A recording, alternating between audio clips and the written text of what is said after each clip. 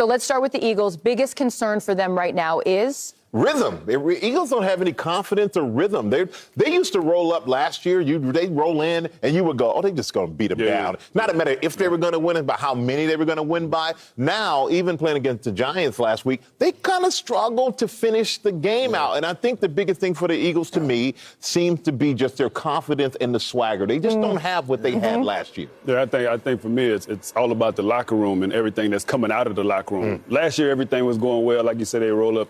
They're going to win. You know, Jalen Hurts is a great leader. Yep. Him and AJ eating out of each other's refrigerator. Like, everything was positive. And now, all of a sudden, we're not executing.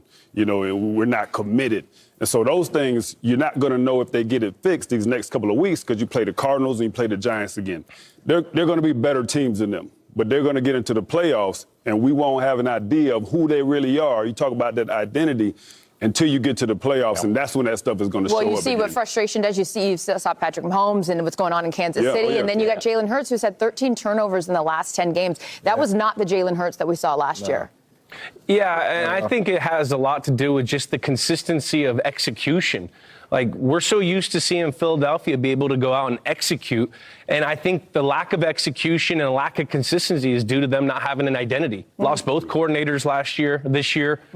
They haven't really found, like Mike said, rhythm on that offense or on the defense. I mean, they used to be a complementary football team where the defense would be really well on third down in the red area. The offense would take all the clock off the team, off the game, and it hasn't been like that this year. So it's very concerning for the Philadelphia Eagles going into the playoffs. On the other side, San Francisco has been dominant on both sides of the ball. That defense gave up 33 points last week. What concerns you about San Francisco right now? Man, I mean, this is the best team in the league. No question. And Baltimore rolls up, and those boys came in there ready to go. Different. And you see, I think the turnover, just don't turn the ball and stay healthy. I think the biggest thing for San Francisco is not talent, it's not schemes, it's just the health of their players. If they can stay healthy, they're still going to be the top seed in the NFC, in my opinion. But just don't turn the ball over. Is Brock Purdy going to be able to get into these crunch time situations, to get into the big game, and be able to be as consistent as he is early in the season? Well, you mentioned that health. You were the NFC Championship game last year. It changes everything when he's out of the game. That's the thing with Brock Purdy. The turnovers, you're going to face teams like Baltimore down the road. If the goal is to finish the job and win the Super Bowl, then you can't turn the ball over in the big moments. He wasn't there last year, when in the NFC Championship game.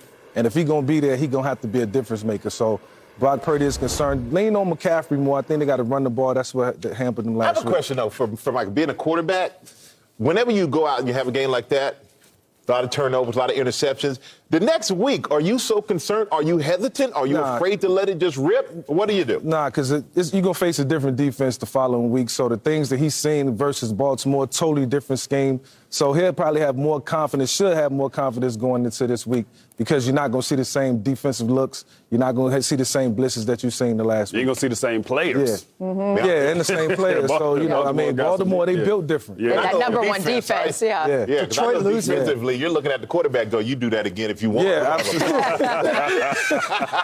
For sure. Detroit losing last night actually opened things up for the 49ers and for the Eagles. If they had won, there was a path that Detroit could still get the number one seed. That is now done. 49ers, if they can take care of business against the Commanders and Sam Howell, and then next week, guess who's coming to town? It's going to be McVay and the boys. It's going to be a classic weekend. Because the Rams are going to have something to play for. Oh, yeah. We're out in their end, so they're going to have something to play for. And then you've got all the subplots and the drama with Stafford, the whole thing. Anyway, it's going to be fun.